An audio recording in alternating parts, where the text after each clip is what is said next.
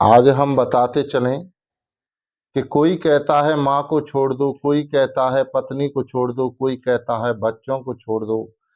अन्य अन्य प्रकार से हम ज्ञान को प्राप्त करते चले आ रहे हैं, लेकिन कोई ये नहीं कहता कि सब में रह करके भाई आप कहीं जाओगे छोड़ करके तो यह संसार इस सृष्टि का क्या होगा। भले ही तुम्हारे न होने पर भी चल रही है और तुम्हारे होने पर भी चल रही है, तुम समझ रही हो यह भी भ्रम हो गया है कि यह मेरे कारण हो रहा है, मैं ही इसका करता हूं, मैं ही इसे कर रहा हूं। लेकिन यह आपके कारण नहीं हो रहा है, यह आपसे पहले भी होता रहा है और आपके बाद भी होता रहेगा। यह संसार यूं ही चलता रहेगा। इसे प्रकृति को जिम्मेदारी दे रखी है श्री हरि ने, श्री परमात्मा ने, उस दिव्य चेतना ने, जो जिसे परमात्मा बोल रहे हैं, उसने जिम्मेदारी दे रखी है इनको, इस माया को, इस प्रकृति को जिम्मेदारी दे रखी है कि इसको यूं ही चलाते रहना है। लेकिन हमें यूं ही चलती हुई प्रकृति में फंसना नहीं है, इसको समझना है।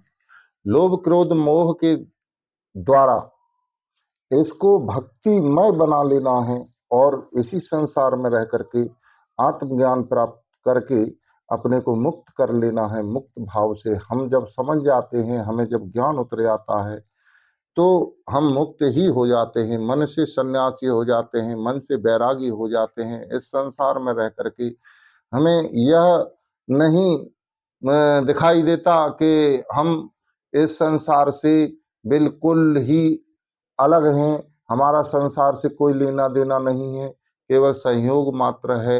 और यह शरीर भी मिट्टी के समान है, यह भी संयोग, यह संयोग करता है, यह मन भी संयोग, यह संयोग करता है, लोभ क्रोध मोह यह भी संयोग करता है। तो संयोग हमें इनका लेकर के और अपनी चेतना को ऊंचा उठाना है, बहुत ऊंचा उठाना है।